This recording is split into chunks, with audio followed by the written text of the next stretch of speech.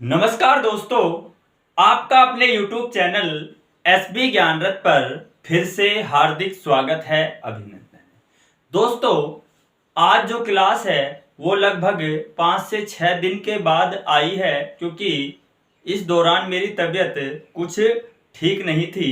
और आज की जो क्लास होगी वो भी एक छोटी ही क्लास होगी।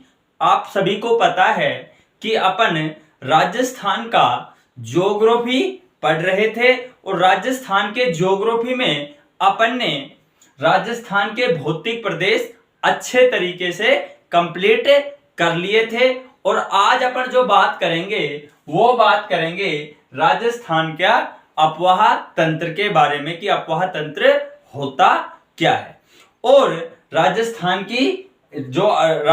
के अफवाह तंत्र के अंतर्गत जो राजस्थान की नदियां आएंगी उनके बारे में अपन आज बात करने वाले हैं।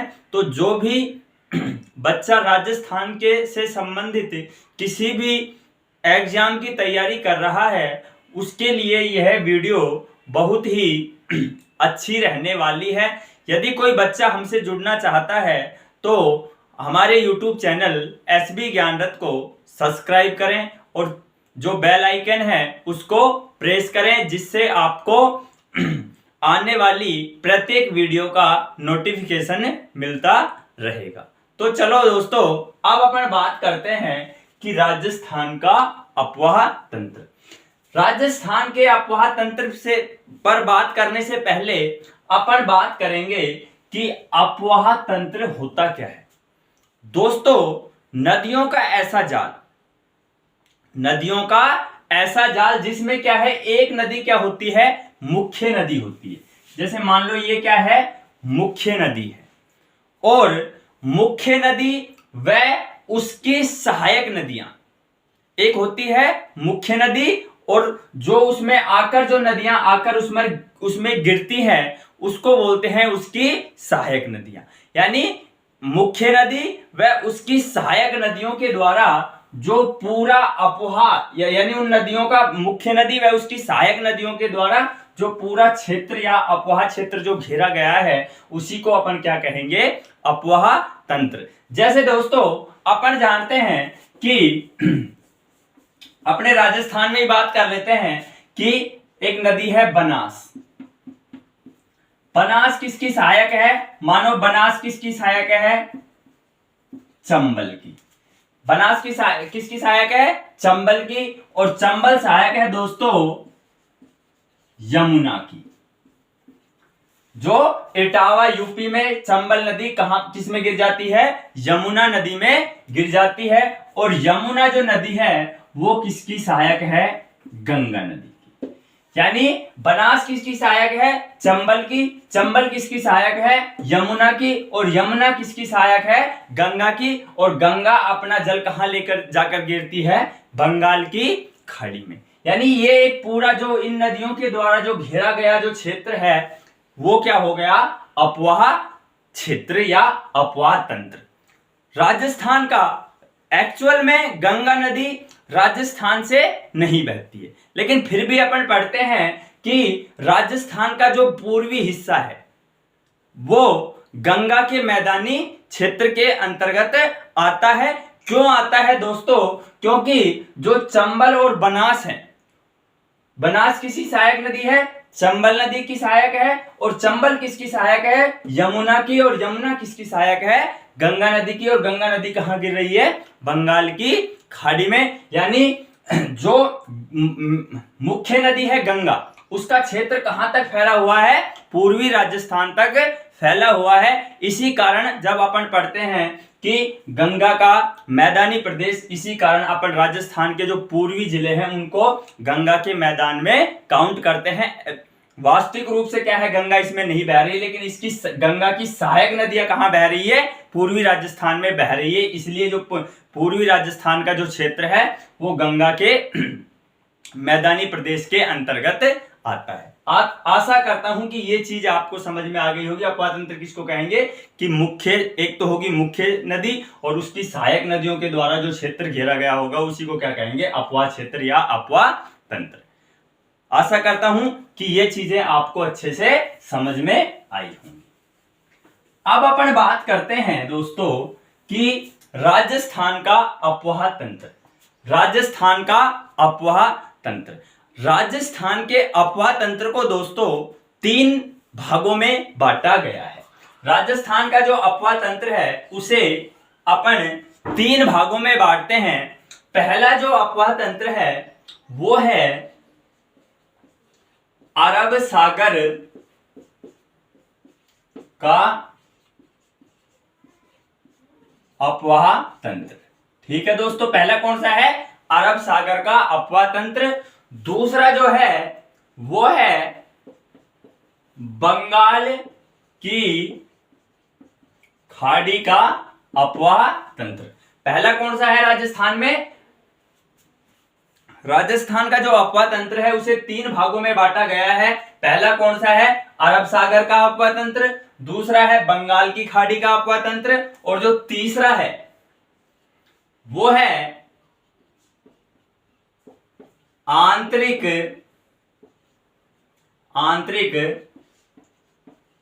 अपवाह तंत्र।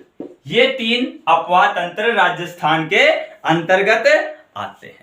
अब अपन एक एक की बात करते हैं। सबसे पहले अपन राजस्थान का मैप बनाते हैं और उसमें समझते हैं।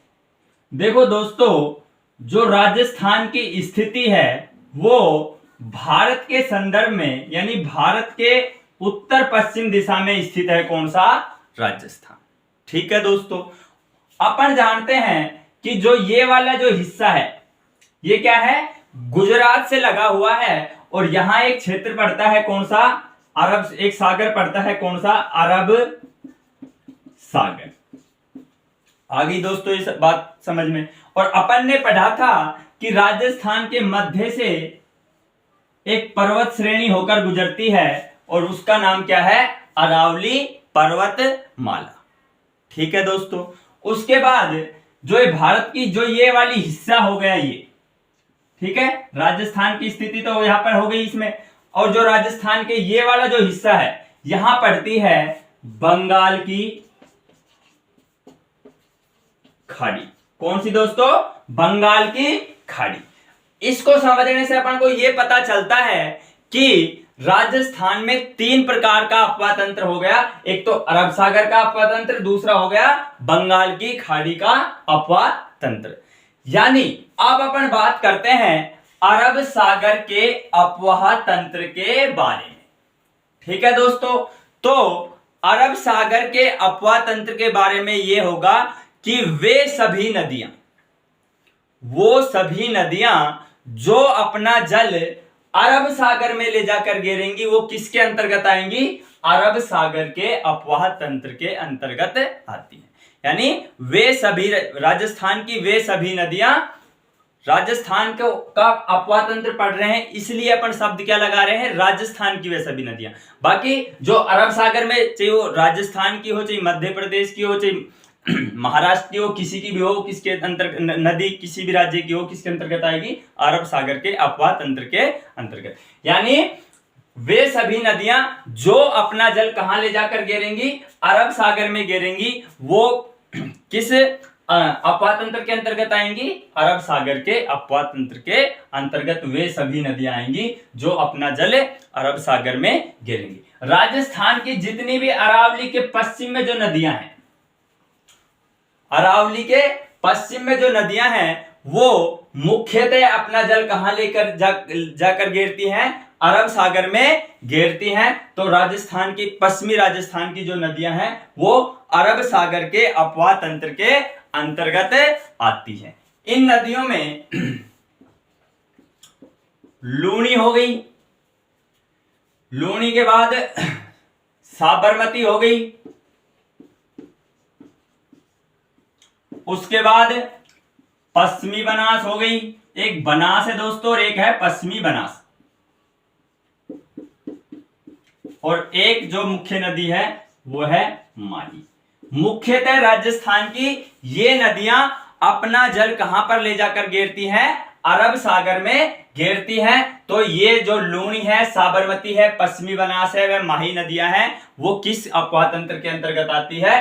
अरब सागर के अपवाह तंत्र के अंतर्गत। यानी डेफिनेशन पूछे तो अपन ये कह सकते हैं कि वे नदियां जो अब अपने उद्गम स्थान से निकलकर अपना जो जल कहां ले जाकर गिर रही हैं, अरब सागर में गिर रही हैं, उन नदियों को अपन अरब सागर के अपवाह तंत्र के अंतर्गत इंक्लूड करेंगे। और वो मुख्यतः नदियां कौन कौन सी है? लूनी, पश्चिमी राजस्थान की नदियां हैं, लूनी है, साबरमती है, पश्चिमी बनास है और माही है। ये नदियां अपना जल कहां ले जाकर गिरती हैं? अरब सागर में गिरती हैं। इसी कारण ये क्या है? अरब सागर के अपवाह तंत्र के अंतर्गत दोस्तों आती है। दूसरा जो अपवाह तंत्र है वो है बंगाल की खाड़ी का अपवाह तंत्र। देखो दोस्तों, दूसरा अपन अरब सागर का अपवाह तंत्र पढ़ चुके हैं पहला, और दूसरा कौन सा है? बंगाल की खाड़ी का अपवाह तंत्र। यानी वे सभी नदियां जो अपनी मुख्य सहायक नदियां, एक मुख्य नदी होगी और उसकी सहायक नदियों के द्वारा, मुख्य नदी के द्वारा जो उसमें सहायक नदी गिरती हैं और अपना जल कहां ले जाकर गिरती हैं? बंगाल की खाड़ी में गिरती हैं। वो सभी नदियां किस अपवाह तंत्र के अंतर्गत आएंगी? बंगाल की खाड़ी के अपवाह तंत्र के अंतर्गत। यानी राजस्थान की वे सभी नदियां जो अपना जल बंगाल की खाड़ी में ले जाकर गिरती हैं, वो सभी नदियां किसके अंतर्गत आएंगी? बंगाल की खाड़ी के अपवाह तंत्र के अंतर्गत आएंगी। और पूर्वी राजस्थान या दक्षिणी पूर्वी राजस्थान की जो जितनी भी नदियां हैं, जितनी सभी नदियां अपना जल कहां ले जाकर गिरती हैं? बंगाल की खाड़ी में गिरती हैं। तो इस क्षेत्र में बहने वाली सभी नदियां किस क्षेत्र के अंतर्गत आती हैं? बंगाल की खाड़ी के अपवाह तंत्र के अंतर्गत आती है। ये चीज मैं पहले भी बता चुका हूं कि एक नदी हो गई बनास। ठीक है दोस्तों, बनास किसकी सहायक हो गई? ये बनास हो गई। बनास जो है वो किसकी सहायक है? चंबल नदी की। और चंबल नदी यूपी के इटावा में किसमें मिल जाती है? उसमें यमुना में मिल जाती है। और यमुना नदी आगे चलकर किस नदी में मिल जाती है? गंगा में। किस में मिल जाती है दोस्तों? गंगा नदी में मिल जाती है। और गंगा नदी अपना जल कहां ले जाती है? बंगाल की खाड़ी में। बंगाल की खाड़ी में। यानी अपन कह सकते हैं कि बनास, चंबल की जितनी भी सहायक नदियां हैं या पूर्वी राजस्थान की जितनी भी नदियां हैं वो अपना जल कहां ले जाकर गिरती हैं? बंगाल की खाड़ी में गिरती हैं। तो ये सभी नदियां क्या है? बंगाल की खाड़ी के अपवाह अंतर्गत आती है। ठीक है दोस्तों, आशा करता हूं कि ये चीजें आपको अच्छे से समझ में आई होंगी। और बंगाल की खाड़ी के अपवाह तंत्र के अंतर्गत राजस्थान की जो मुख्य नदियां हैं उसमें मैंने बताया चंबल हो गई, बनास हो गई, इनकी सभी सहायक नदियां भी दोस्तों इसके अंतर्गत इंक्लूड हो चुकी हैं, क्योंकि वो एक दूसरे के अंतर्गत एक दूसरे में गिरकर अपना जल कहां ले जा रही हैं? बंगाल की खाड़ी में। तो चंबल हो गई, बनास हो गई, गंभीरी हो गई, चंबल हो गई, बनास हो गई, गंभीरी हो गई और पार्वती। ये मुख्य नदियां हैं जो क्या है? बंगाल की खाड़ी में गिरती हैं। और किस अपवाह तंत्र के अंतर्गत आती है दोस्तों? बंगाल की खाड़ी के अपवाह तंत्र के अंतर्गत आती है। ये बात हो गई दूसरे अपवाह तंत्र की। अब जो तीसरा अपवाह तंत्र है वो और भी ज्यादा इंपॉर्टेंट है। तीसरा जो अपवाह तंत्र है वो है आंतरिक अपवाह तंत्र। आंतरिक अपवाह तंत्र।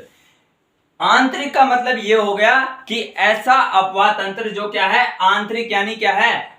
भूभाग के अंदर ही क्या है? पाया जाता हो। यानी ध्यान से सुनो, आंतरिक अपवाह तंत्र की डेफिनेशन क्या होगी?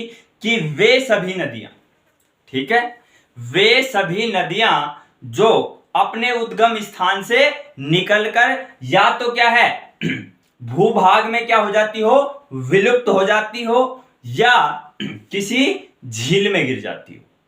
आई बात समझ में कि वे सभी नदियां जो अपने उद्गम स्थान से निकलकर या तो क्या है भूभाग में विलुप्त हो जाती हो या किसी झील में गिर जाती हो, वे सभी नदियां किसके अंतर्गत आएंगी? आंतरिक अपवाह तंत्र के अंतर्गत आएंगी। या अपन सरल शब्दों में यह भी कह सकते हैं कि वे नदियां जो अपने उद्गम स्थान से उद्गमित तो हुई लेकिन अपना जल क्या है समुद्र में नहीं ले जा पाती हैं या रास्ते में ही क्या हो जाती है विलुप्त हो जाती हैं, वो सभी नदियां क्या है आंतरिक अपवाह तंत्र के अंतर्गत आती हैं।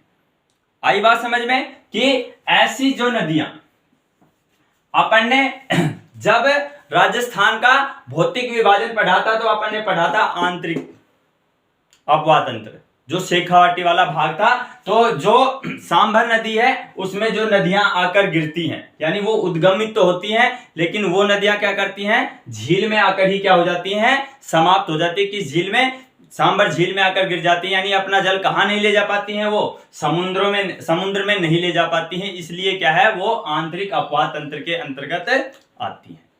ठीक है, तो वे सभी नदियां जो अपने उद्गम स्थान से क्या है उद्गमित तो होती हैं या आगे चलकर क्या है भूभाग में विलुप्त हो जाती है या किसी झील में जाकर क्या हो जाती है विलुप्त हो जाती है, अपना जल समुद्र में नहीं गिर पाती हैं, वो सभी नदियां क्या है आंतरिक अपवाह तंत्र के अंतर्गत क्या आती है। इसमें अपन पढ़ेंगे घग्गर नदी हो गई,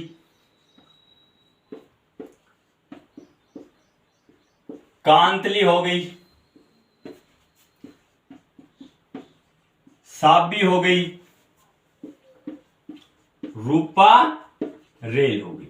ये राजस्थान की मुख्यतः ऐसी नदी हैं जो क्या है आंतरिक अपवाह तंत्र के अंतर्गत आती हैं, यानी अपने उद्गमी स्थान से क्या है उद्गम तो होता है लेकिन क्या है या तो क्या है ये भूगर्भ यानी रास्ते में ही क्या हो जाती है भूगर्भ में विलुप्त हो जाती है या किसी झील में क्या है गिर जाती है, अपना जल क्या है समुद्र तक नहीं पहुंचा पाती। इसी कारण इस क्षेत्र को राजस्थान के जो इस क्षेत्र है इसको क्या कहा जाता है आंतरिक अपवाह तंत्र का क्षेत्र।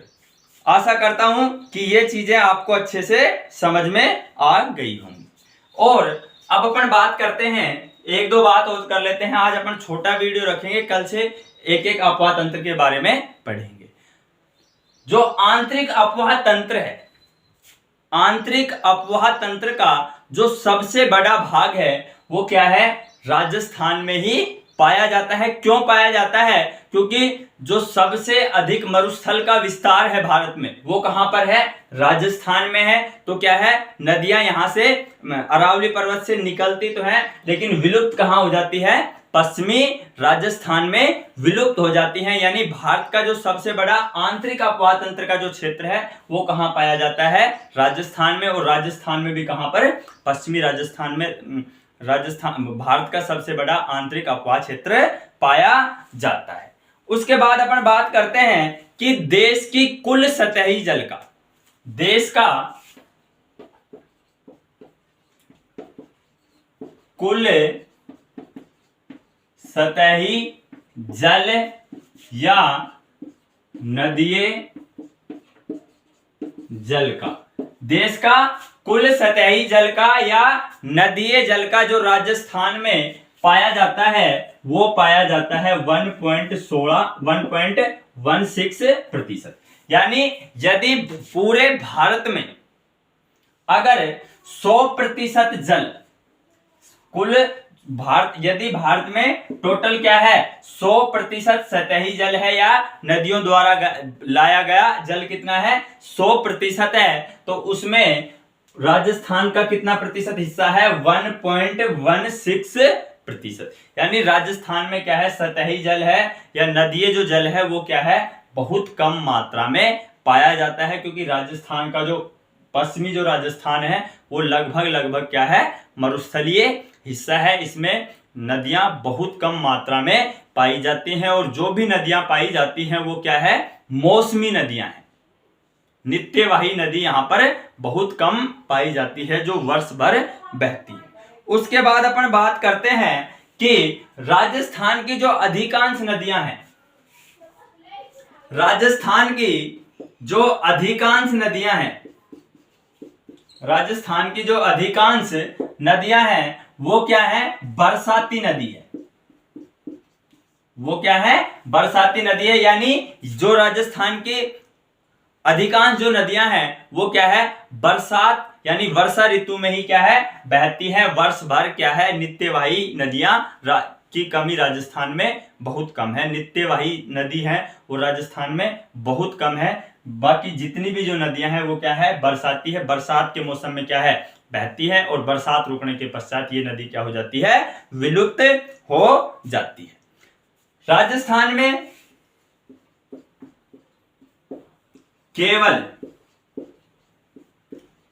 चंबल व माही, राजस्थान में दो ही नदियां ऐसी हैं, कौन कौन सी, चंबल व माही, जो वर्ष भर बहती है, यानी नित्यवाही नदियां हैं, वर्ष भर बहती हैं। राजस्थान में दो ही नदियां ऐसी हैं, कौन कौन सी, चंबल व माही, जो क्या है, वर्ष भर बहती हैं। बाकी जितनी भी जो नदियां हैं वो राजस्थान में क्या है, वर्षा के समय में ही बहती हैं, और वर्षा रुकने के पश्चात ये नदियां क्या हो जाती है, बहना बंद कर देती है, या क्या हो जाती है, विलुप्त हो जाती है। यहां तक कि राजस्थान हिंदी ग्रंथ अकादमी की जो पुस्तकें हैं उसमें तो माही नदी को भी, ये भी ध्यान रखना, माही नदी को भी क्या है, एक बरसाती नदी बताया गया है। उसमें क्या है, केवल और केवल चंबल नदी को, राजस्थान हिंदी ग्रंथ अकादमी की जो पुस्तकें हैं उसमें केवल जो राजस्थान की वर्ष भर बहने वाली जो नदी है उसमें किसको बताया गया है, केवल और केवल क्या है, चंबल को बताया गया है, माही को भी नहीं बताया गया है। दोस्तों आज थोड़ी तबीयत ठीक नहीं है, इस वजह से आज का वीडियो है वो छोटा रहेगा। कल जो क्लास होगी उसमें अपन राजस्थान के आंतरिक अपवाह तंत्र को पढ़ेंगे, और उसमें जानेंगे कि कौन सी नदी राजस्थान की कौन कौन सी नदियां आंतरिक अपवाह तंत्र के अंतर्गत आती हैं, कहां से निकलती हैं, कहां तक बहती हैं, कौन कौन सी सभ्यता है, उनके तट को क्या कहते हैं, ये संपूर्ण विवरण अपन अगली क्लास में पढ़ेंगे। अगली क्लास में मिलते हैं दोस्तों। जय हिंद, जय भारत।